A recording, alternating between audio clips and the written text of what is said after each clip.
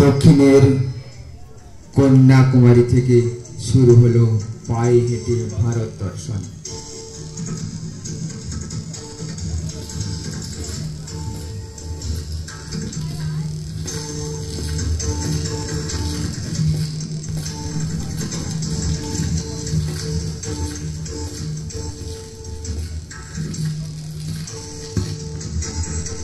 গন্তব্য উত্তরের কাশ্মীর উপত্যকা। টানা প্রায় 6 মাস পথ চলে অক্টোবরে তারা পৌঁছলেন কাশ্মীর। শরীর ক্লান্ত, অবসন্ন। উপত্যকায় একটি পাথরের উপর স্বামীজি বিশ্রাম নিচ্ছেন। সামনে একটি ফাঁকা মাঠে কয়েকটি স্থানীয় শিশু কিশোর খেলছে। একটি বছর 5 শিশুকন্যাও তাদের মধ্যে রয়েছে। স্বামীজি এক দৃষ্টিতে তাকিয়ে আছেন ওই কন্যাটির দিকে। মেয়েটির মা তার মেয়েকে ডেকে একটি পাত্রে কিছু খাবার দিয়ে গেলেন।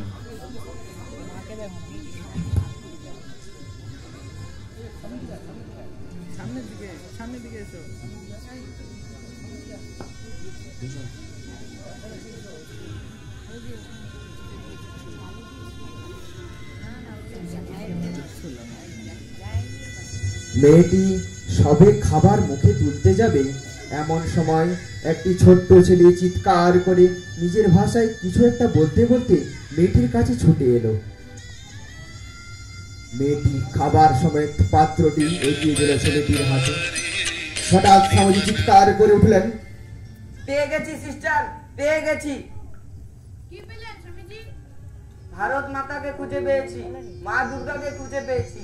এই দেখো সিস্টার, যে মেয়েটি নিজের খাবার হাসতে হাসতে ভাইয়ের মুখে তুলে দিতে পারে যুগ যুগ ধরে, সেই তো আমার মা দুর্গা, সেই তো আমার ভারত মাতা। সিস্টার, তুমি পুজোর উপকরণ সাজিয়ে, আমি যাচ্ছি মেয়েটির বাবার সঙ্গে কথা বলতে।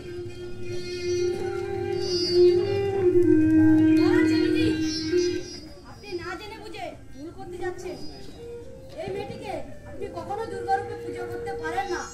ওর জন্ম মুসলমান ঘরে, ওর বাবা একজন মুসলমান শিকারা নৌকা চালক, ও মুসলমানের মেয়ে। আপনারা কুসংস্কারে আচ্ছন্ন, মা দুর্গাকে হিন্দু আর মুসলমানের পোশাক দিয়ে চেনেন। আমি আমার মা দুর্গাকে অন্তরাত্মা দিয়েছি।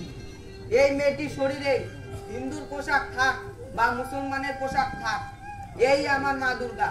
আগামীকাল ওকেই আমি দুর্গার আসনে বসিয়ে পুজো করব।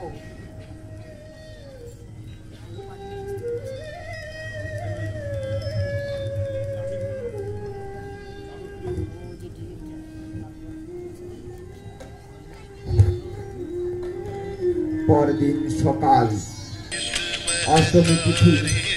ক্ষীর ভবানী মন্দিরে ঘন্টা বাজছে, শাঁখ বাজছে। মুসলমানের মেয়ে বসে আছে দুর্গা সেজে।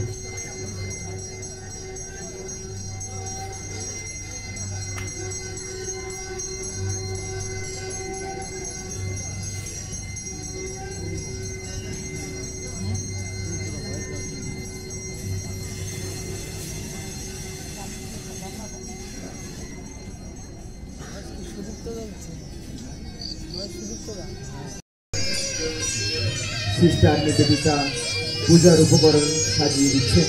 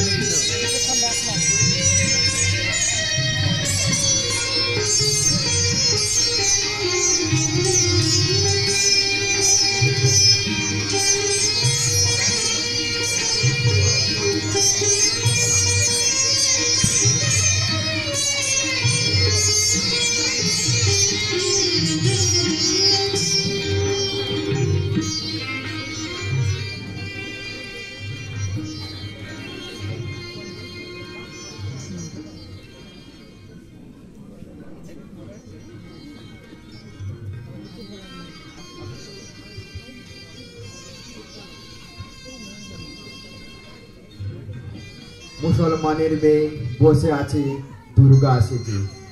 পুজো করছেন হিন্দুর সন্তান স্বামী বিবেকানন্দ। পুজোর উপকরণ সাজিয়ে দিলেন খ্রিস্টান ঘরের জন্ম নেওয়া ভগিনী নিবেদিতা। এই হলো মহামানবের দুর্গা পূজা, মানবিকতার দুর্গা পূজা। মা আমাদের সকলের জাতি ধর্ম নির্বিশেষে, মায়ের কোনো জাত নেই। ওম নমামি কুলকামিনী পরমভাগ্য সুন্দামিনী কুমারাতি চাতুরী সকল সিদ্ধিমানন্দিনী প্রবলকুটিকসজং রজতরাগবস্তান্বিতং হিরণ্যতুণ্ডভূষণাং বাগকুমারীং ভজে।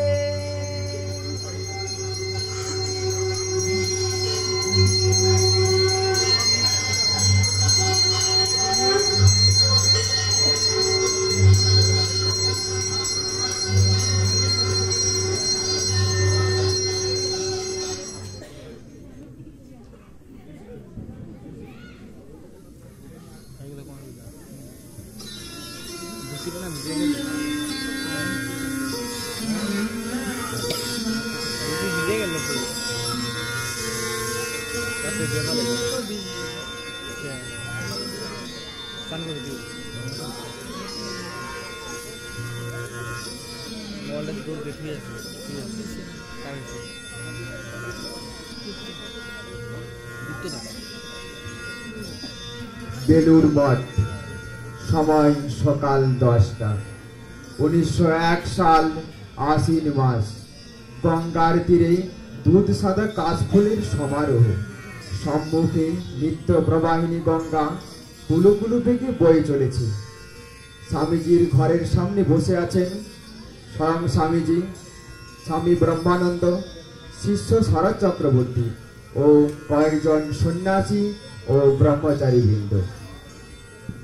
স্বামীজি গাইছেন, শ্রী গণেশ আমার শুভকারী রে, শ্রী গণেশ আমার শুভকারী, শ্রী গণেশ আমার শুভকারী রে, শ্রী গণেশ আমার শুভকারী। পূজে গণপতি পেলাময় ভগবতী, পূজে গণপতি পেলাময় ভগবতী, চাঁদের মালা যেন প্রাণ সারি সাই। গণেশ আমার শুভকারী রে, গিরি গণেশ আমার শুভকারী। বিল্ল বৃক্ষ মূলে পাতিয়া বোধন, গণেশের কল্যাণে গৌরী আগমন। বিল্ল বৃক্ষ মূলে পাতিয়া বোধন, গণেশের কল্যাণে গৌরী আগমন। ঘরে আনব চণ্ডী, বনে শুনব চণ্ডী, ঘরে আনব চণ্ডী, বনে শুনব চণ্ডী। আসবে কত দণ্ডী, জটা জুটো ধার। গণেশ আমার শুভকারী রে, শ্রী গণেশ আমার শুভকারী। জয় মা, জয় মা, জয় মা। ওরে রঘুনন্দনের স্মৃতি অষ্টবিংশতি তত্ত্ব একদিন আমার জন্য একখানা নিয়ে আয়। কিন্তু রঘুনন্দনের স্মৃতি যাতে কুসংস্কারে ঝুলি বলে বর্তমান শিক্ষিত সম্প্রদায় নির্দেশ করে থাকে, তা নিয়ে আপনি কি করবেন? কেন? রঘুনন্দন তদানীন্তন কালে একজন দিগ্গজ পণ্ডিত ছিলেন। প্রাচীন স্মৃতির সকল সংগ্রহ করে হিন্দুর দেশ কাল উপযোগী নিত্য নৈমিত্তিক ক্রিয়াকলাপ লিপিবদ্ধ করে গেছে। সমস্ত বাংলাদেশ তো তারই অনুশাসনে চলছে। কিন্তু আপনি রঘুনন্দনের স্মৃতি নিয়ে কি? মা ঠাকুরান কি বস্তু বুঝতে পারেনি, এখনো কেউ পারেনি, ক্রমে পারবে। ভায়া, শক্তি বিনা জগতের উদ্ধার হবে না। স্বামী শিবানন্দকে লিখেছিলাম, বাবুরামের মার বুড়ো বসে বুদ্ধির হানি হয়েছে, জ্যান্ত দুর্গা ছেড়ে মাটির দুর্গা পূজা করতে বসেছে। দাদা, বিশ্বাস বড় ধন। দাদা, জ্যান্ত দুর্গার পূজা দেখাবো, তবে আমার। এই তো কদিন আগে রাজা স্বপ্ন দেখেছে। রাজা বল না তোর স্বপ্নের কথা। সে এক অলৌকিক স্বপ্ন দর্শন দেখলুম, সাক্ষাৎ মা দশভুজা দক্ষিণেশ্বরের দিক থেকে গঙ্গার উপর দিয়ে বেলুর মঠের দিকে আসছে। শুনলি তো, যেভাবেই হোক এবার মঠে পুজো করতেই হবে। কিন্তু আমি ভাবছি সন্ন্যাসীরা সংকল্প করে কোনো পূজা বা বৈদিক ক্রিয়াকাণ্ড করার অধিকারী নন। এমনিতেই নৈষ্ঠিক হিন্দুদের আপনাদের আচার ব্যবহারের প্রতি তীব্র কটাক্ষ করে থাকে। ওরে, প্রাচীনপন্থীরা চিরকালই ওরকম করে থাকে। শোন, আমি স্বাস্থ্য মর্যাদা নষ্ট করতে আসিনি, পূর্ণ করতে এসেছি। দেখ, হাতে আর সময় নেই, পুজোর মাত্র 3 সপ্তাহ বাকি। তুই কাল কলকাতার কুমারটুলিতে গিয়ে প্রতিমার বায়না করে আসবি।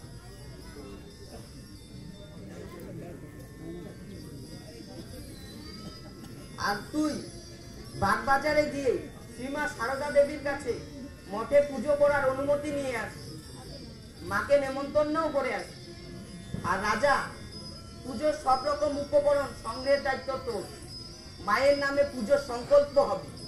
পুজো করবেন আমাদের নবীন ব্রহ্মচারী কৃষ্ণলাল, গ্রন্থধারক হবেন শশী মহারাজের পিতা ঈশ্বরচন্দ্র চক্রবর্তী।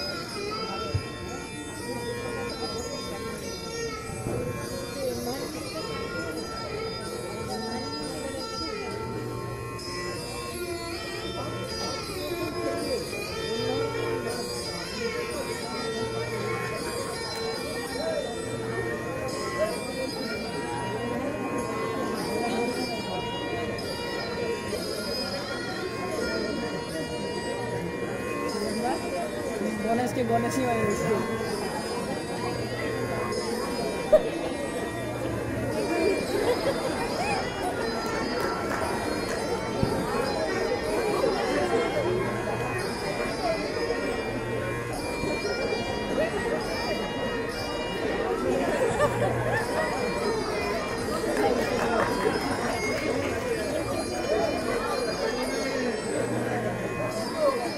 দেখলো গণেশ কি হয়ে আছে বসে আছে।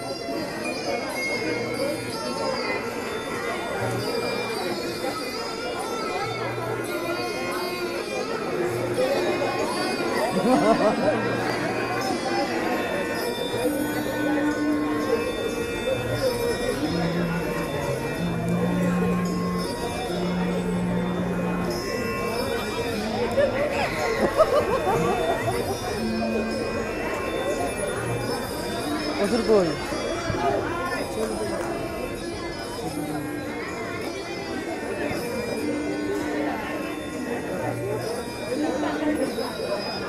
আচ্ছা, ওষুধ কাকে বানিয়েছে জীবনদা? ও জীবনদা, ওষুধ কাকে বানিয়েছে?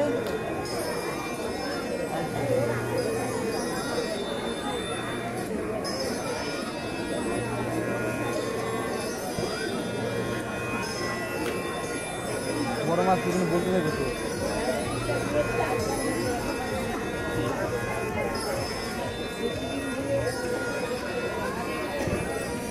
ক্যামেরা ক্লিক করছিস তো ঠিক আছে না? ধুয়ে দিলে ঠিক হবে, সে কষ্ট বলে না দিলে পারে না। ওষুধ নাই?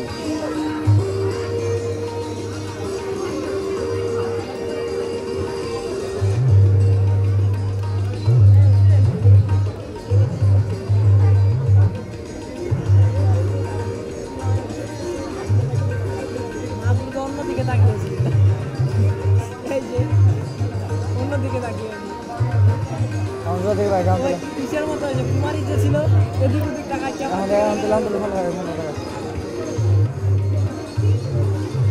অনেক আবার দেখতে কি করে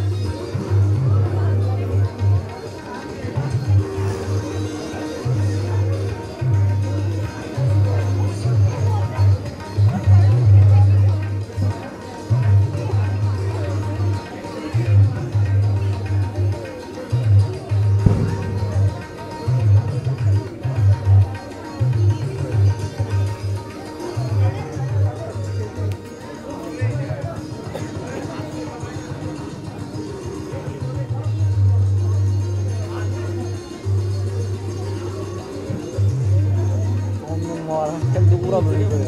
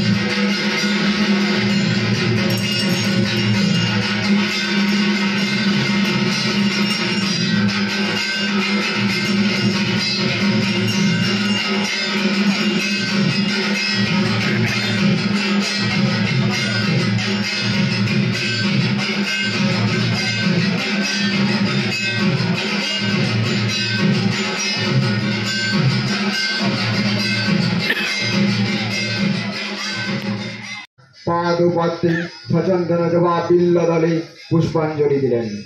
উম্বল জ্যোতির্ময় সহস্র মুখমণ্ডল। স্বামীজি একজন কুমারীকে পুজো করলেন। সে এক অপূর্ব দৃশ্য। মায়ের ইচ্ছাতেই বলিদান হয়নি। মণ্ডপের একদিকে দশ প্রহরণ ধারিণী দশভুজা যেন মৃন্ময়ী মূর্তিতে চিন্ময়ী দেবীর আবির্ভাব, অন্যদিকে সর্বমহাশক্তি মানবদেহে শ্রী শ্রী জগজ্জননী মাতৃরূপে উপাস্য ও উপাসিক ভাবে পূজা মণ্ডপে স্বামীজির জ্যান্ত দুর্গা আনন্দরসে ভক্ত হৃদয় পরিপ্লুত। বলো দুর্গা মাইকে জয়, বলো দুর্গা মাইকে জয়, বলো দুর্গা মাইকে জয়। স্বামীজির তখন শরীর বিশেষ ভালো ছিল না।